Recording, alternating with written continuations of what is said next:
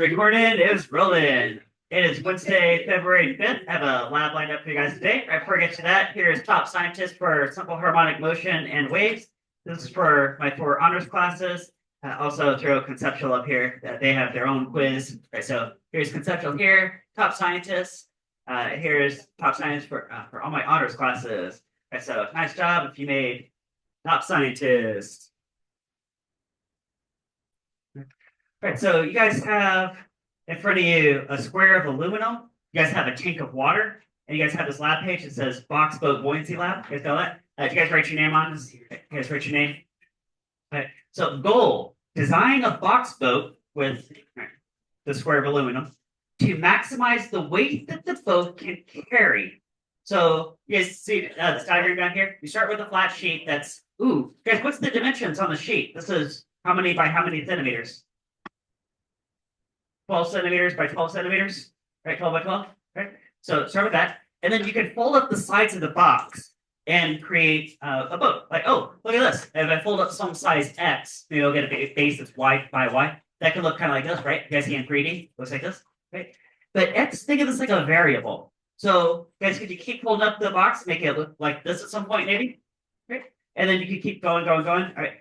All right. Well, here's a couple boxes. All right.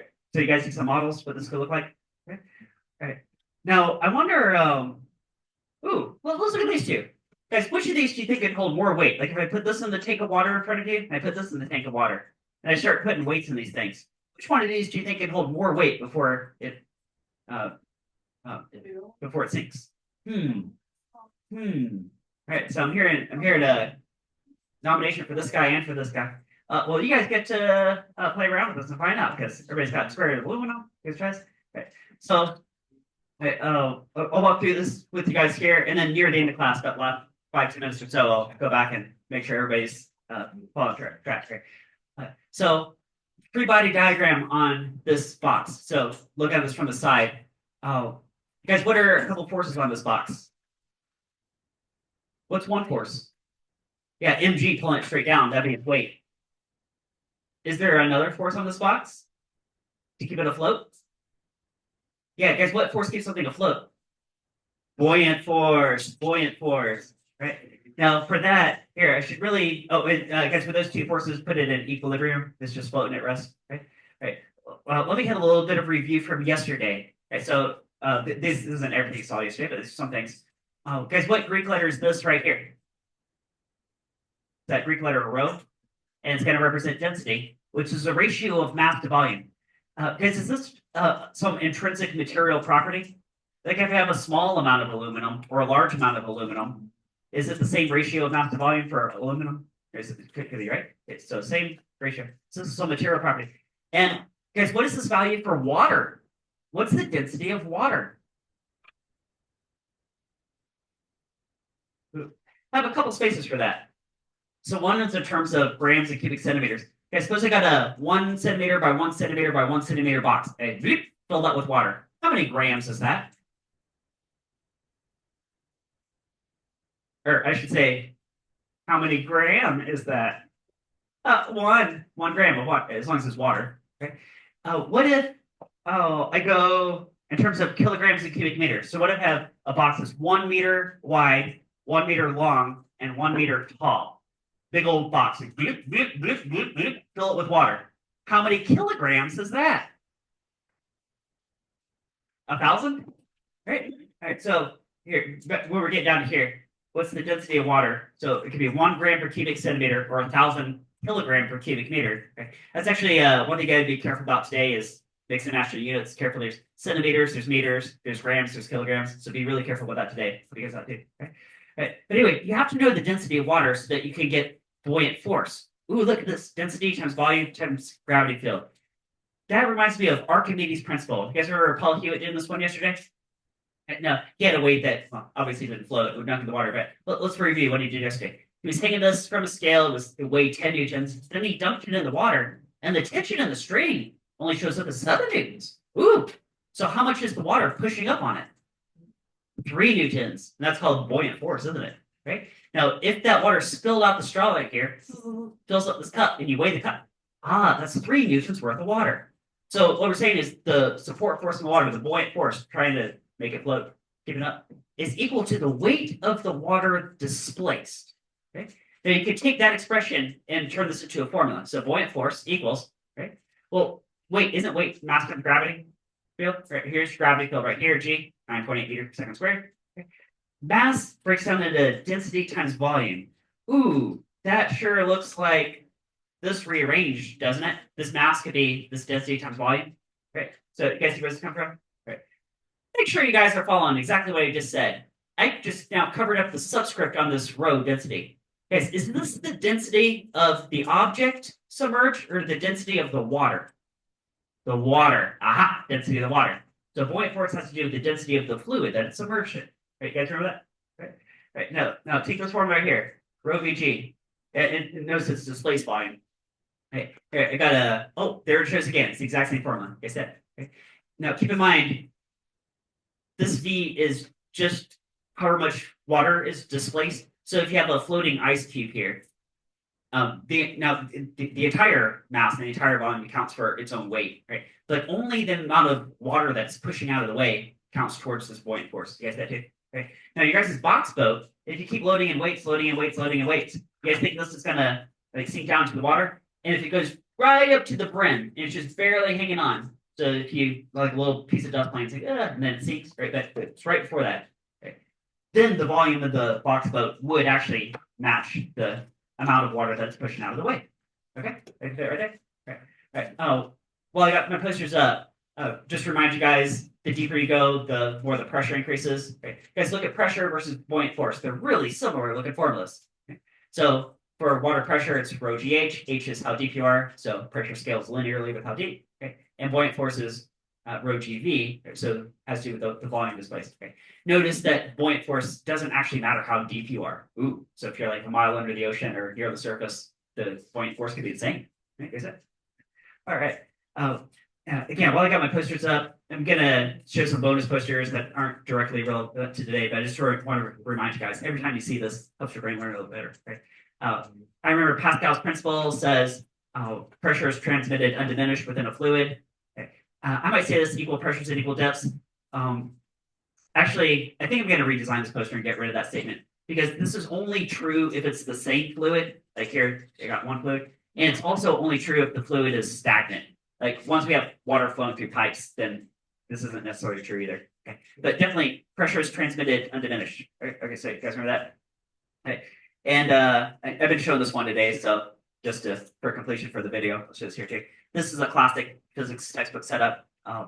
It's just they got four different four different liquids, right? Okay. I got this blue liquid, this gray, this green, and this gold. Is that okay? And maybe I want to figure out like what's the pressure down at the bottom or something like that, right? Now, do you guys think the pressure is equal all across this dashed line down here? Equal pressure? Yeah, that sounds like Pascal's principle. The pressure is the same there, isn't it?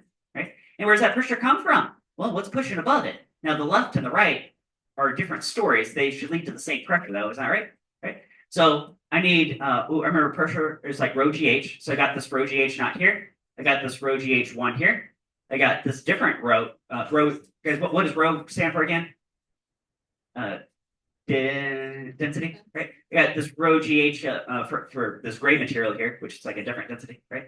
And if I add that up, also, hey, if both ends are open to the atmosphere, isn't the atmosphere also pushing down from above? So I need to throw that in the mix too, right? Now on the right side, I got this rho gh not here, this rho gh3, and this rho gh4, and also the atmosphere pushing down. Okay. Now both sides the atmosphere is pushing down, so cancels out. Both sides have the rho gh naught, cancels out, and so you can pick a bigger equation, kind of boil it down to something smaller. Right. Anyway, just wanted to remind you guys that was there, but really the main one you need today is whoops. Actually, that's true. That could be a good one to look at. Right. But if you see a poster hanging in front of me that looks about like that, right? This is the main formula you guys need today. Okay. You guys got Archimedes principle. Right. Guys, good. Buoyant force is rho Vg. Rho is for the density fluid. V is the volume displaced. Okay. All right. Right. Guys, good so far. Good so far. Right. So let's go back over to here then. Right. So back to the story. You're trying to take the square of aluminum. You're going to fold up the sides. You make different shaped boxes, and you want to fold it optimally so you can maximize the amount of weight that you can hold, right? Ooh, do you think it's ever possible to take this amount of aluminum and fold it into a boat that can hold up like this big old weight right here? Probably not, right? I think the maximum weight is probably less than this, right? But I wonder if it can hold up this. Probably hold this up, right? If you fold it correctly, right? I don't know if both of these boats will hold it up, but maybe one of them will. Huh. Okay, so let's go here. Buoyant force equals, ooh, what did I just tell you guys? I just showed it on the poster. What times what times what? So you can figure that out. Okay, maybe I'll come back here later, make sure that you guys got these right. Weight is equal to, guys, what has weight been all year long? What times what? Mass times gravity field, right? So maybe like whatever live weights you're putting in your box, in your boat box. Ooh, density of water. I think I just gave you guys both perspectives on this, right? Did I say 1 gram per cubic centimeter or 1,000 kilogram per cubic meter? Okay. And what's gravity field equal to? 9.8 meters per second squared. Right. Now, if you thought in terms of centimeters, that number would actually be what? 980 centimeters per second squared. Right. Right, you guys good? Good so far? Right. All right. I'm going to skip these equations, come back to these equations. Let's look at this table, because these equations and this table should align with each other, but maybe different perspectives. Let's start folding up boxes. So if I start with a flat sheet, here, I'm going to treat x as an independent variable. Now I'm going to call it 0, 1, 2, 3, just go up there. Could you do 1.5, 2.5 if you wanted to? Yeah, that's fine too. You could do 1.5, 2.5, that's okay. If I fold this side up 1 centimeter, x is 1 centimeter, and I also fold the other side. Ooh, what is this side y now equal to? You said 10, right? 10? Right. Oh, I missed this row. Because if I don't fold it up at all, y is equal to 12. Right? Guess that. What if I fold up x 2 centimeters? What is y equal to? Do you guys think you can keep going? Okay. And how far could you fold x? Like I can fold 1 centimeter, 2 centimeters, but at some point I'm going to run out. Because how far, what is the maximum value x that you could fold this possibly? 6? 6? Because guys, once I get to 6, if this is whole thing's 12, once I fold a 6, isn't that just like turning that into like this right here? 12.5, right? And if I do it both ways, now we're back to this. Oh, look at that little skinny thing. You see that? So x could go up to 6, and then at that point you can't fold it anymore. Is that? Right. What could the volume be? So guys, what's the volume of any box in general? Length times width times height. And for this one, since you have a square base that's y by y, let's do the numbers. If I pull up side 1 centimeter, and therefore this base is equal to 10 centimeters, what's the volume of 10 by 10 by 1? 100 cubic centimeters. So it'd be 100, and that would be cubic centimeters, wouldn't it? Okay, guys good? All right. Now, if you started stacking in lab weights, I bet there's some amount of weight that could hold, and then it's going to the water, and what if the water goes right up to the brim, right? Then you displace an amount of water that's equal to whatever weight you just put in it. Wouldn't that be true? That's Archimedes' principle, right? Now, notice, guys, force is measured in what? Newtons. Force is measured in newtons. Now, here's where this lab gets a little tricky. You have to be careful. What does 1 Newton break down into in terms of base SI units? Yeah, kilogram meter per second squared, right? So you guys notice if mass was in kilograms and if your distances were in meters, that would definitely align. But all over the place, I see grams and centimeters. Okay, right. So you can stack in weights and actually get the values. But if you flip this page over, guys, look on the back. You see a little dimensional analysis table right here, where you can convert from volume in cubic centimeters. Like this might be pretty close to what do you say, 10 by 10 by 1. I bet this pretty close to 100 cubic centimeters then, right? 10 by 10 by 1, right?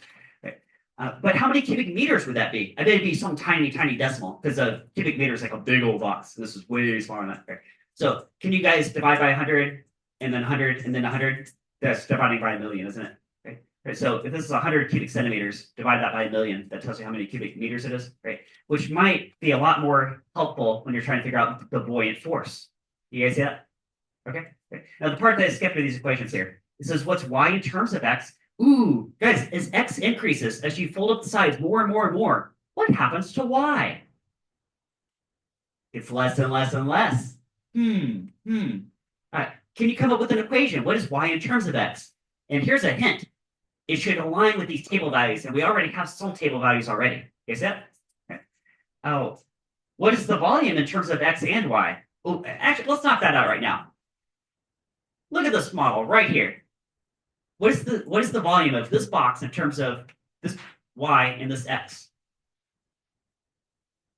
Y times x? Y squared x. Aha. So that's that answer right there. Right. And then if you notice, if you know the volume in terms of x and y, so it'd be y times x,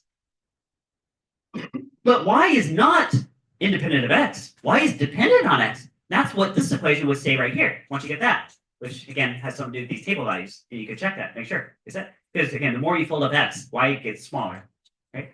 So, do you think you can take whatever expression goes here and substitute it into the y here, so that you can get, and that leads to this next one. What is the volume of the box strictly in terms of x? How much should you fold up each side? You guys see that? You guys see where this is going? Right? What is v in terms of only x? Right? Which will also be consistent with these table values. Right? You guys can check that. Okay? You guys good so far? Right. Now, towards the end of this lab, can you guys come up with a couple of graphs? The first graph is what is y in terms of x? That's what we've just been talking about. I'll help you guys out. What if you don't fold up x at all, which is this right here?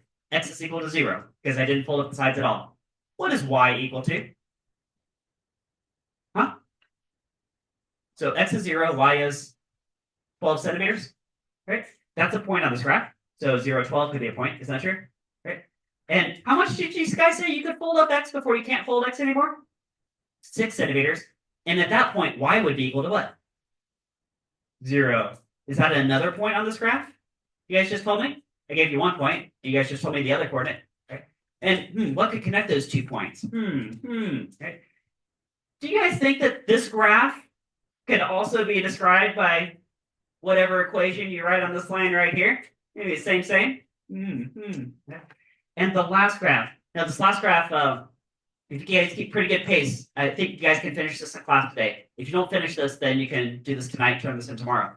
This is what's the volume of the box, or sorry, scratch that. What's the maximum force it can hold? What's the maximum weight it can hold? We're trying to carry a bunch of cargo in this boat. Okay? As a function of how much you fold up the side x. Okay? Now, if you don't fold up x at all, which is we're back to the flat sheet, guys, how much weight can this hold? Yeah, nothing at all. Right, so I put this on down to Davy Jones's locker right there. If you fold x all the way to 6, and so you go back to this, how much can this hold? And now he gets a sunken friend right there. That should tell you something about what this graph looks like. That's a couple of points on this graph, maybe, right? Now, if you have something x in the middle, like this boat or this boat, do you think these could hold some weight? They're probably different amounts of weight that these could hold, right? Right. Do you think this is going to open up some kind of upside down looking type curve? Right? And I'll tell you what it is not, though. It's not a parabola. It's not a parabola. Right? So it's not symmetrical. Okay? Right? And near the end of class, that last 5 or 10 minutes, I'll come back and check with you guys and see how you guys go. Right? But here you go. So I think what's probably really helpful is if I put this poster up here for you guys. I'm going to close down this recording, walk around, help you guys out, and then last few minutes of class, so hop back in here.